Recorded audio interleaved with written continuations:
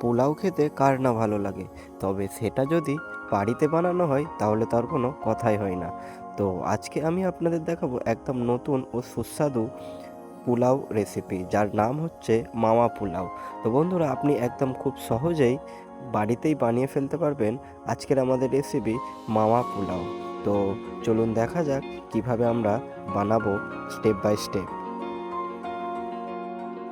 সবথেকে প্রথমে আমি এখানে নিয়ে নিয়েছি 2 কাপ বাসমতি রাইস, যেটা ওজনে কিনা 500 গ্রাম। তো আপনি যে কোনো বাসমতি রাইস নিতে পারেন। নিয়ে খুব ভালো করে এইভাবে ধুয়ে নিতে হবে আপনাদের। যতক্ষণ না জলটা ঠিক এরকম পরিষ্কার হচ্ছে এইভাবে ধুয়ে নিতে হবে। তারপর আমাদের রাইসটি কিছুক্ষণের জন্য ভিজিয়ে রাখতে হবে, যেমন ধরুন আধা ঘন্টা। এরপর আমাদেরকে পেঁয়াজ কেটে নিতে হবে। তো আমি এইখানে নিয়ে নিয়েছি মোটামুটি 500 গ্রামের মতো পেঁয়াজ, যেটা কিনা খুব পাতলা করে স্লাইস করে নিতে হবে। এরপর আমরা সেটা গরম তেলের মধ্যে ফ্রাই করে নেব।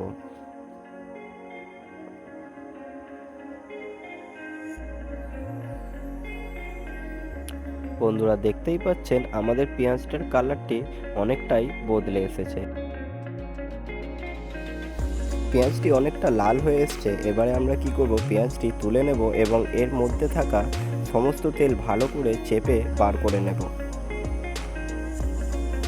তেলটি বার করে নেওয়ার পরে এরকম একটি ট্রের মধ্যে টিস্যু পেপারের উপরে আমরা পেঁয়াজটি ঢেলে দেবো এবং ভালো করে ছাড়িয়ে দেবো, কারণ এর মধ্যে যে গরমটা আছে, যাতে না পুরো পেঁয়াজটা ওই গরমের তাপ পেয়ে আরও ওভারহিট না হয়ে যায়। তো এইভাবে ছাড়িয়ে এবং বিছিয়ে দেবো।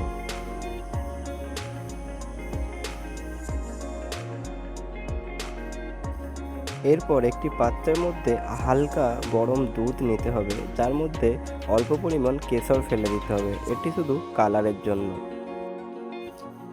এরপর আমি এখানে মোটামুটি 300 গ্রামের মতো মাওয়া নিয়ে নিয়েছি, যেটি আমাদেরকে গ্রেট করে রাখতে হবে। এরপর একটি প্যানের মধ্যে মোটামুটি 100 গ্রামের মতো তেল নিয়ে কিছু পরিমাণ গরম মশলা দিয়ে আমাদেরকে একটু ফ্রাই করে নিতে হবে। যখন এই গরম মশলার ফ্লেভারটা উঠতে শুরু করবে, ঠিক তখনই আমাদেরকে আমাদের কেটে রাখা পেঁয়াজটা দিয়ে দিতে হবে, মোটামুটি 200 গ্রাম। এরপর পেঁয়াজটি তেলের মধ্যে ভালো করে মিশিয়ে এর মধ্যে আমাদেরকে আদা রসুনের পেস্ট দিয়ে দিতে হবে। তারপর এর মধ্যে আমাদের ভিজিয়ে রাখা রাইসটি সবটুকু পরিমাণ দিয়ে দিতে হবে এবং তেলের সঙ্গে ভালো করে পেঁয়াজ ও মশলাটা ভালো করে ভেজে নিতে হবে। এরপর কিছুক্ষণ ভাজার পরে আমাদেরকে পরিমাণ মতো জল দিয়ে দিতে হবে। আমরা এখানে 500 গ্রাম রাইস নিয়েছিলাম, তার জন্য এখানে 700 গ্রাম জল ও 200 থেকে 250 গ্রাম দুধ দিয়ে দিয়েছি, মোটামুটি ডবল।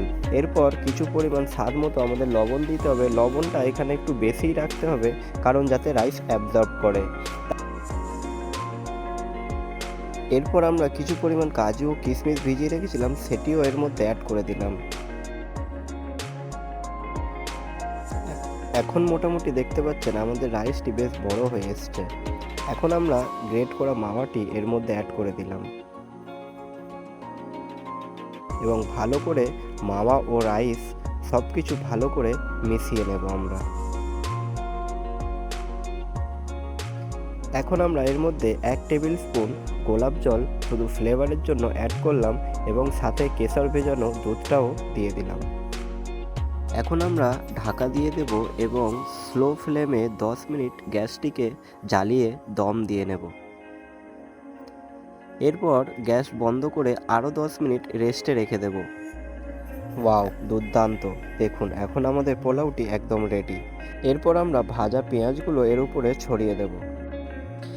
তো এখন আমাদের পোলাওটি একদম রেডি। খুবই সহজ পদ্ধতিতে আজকে আমি আপনাদেরকে দেখালাম কিভাবে বাড়িতেই আপনি বানিয়ে নিতে পারবেন মাওয়া পোলাও। তো বন্ধুরা, এই ছিল আমাদের আজকের রেসিপি। তো কেমন লাগলো একটি কমেন্ট করে জানাবেন এবং চ্যানেলটিকে অবশ্যই সাবস্ক্রাইব করে রাখবেন পরবর্তী রেসিপি যাতে আপনি দেখতে পারেন।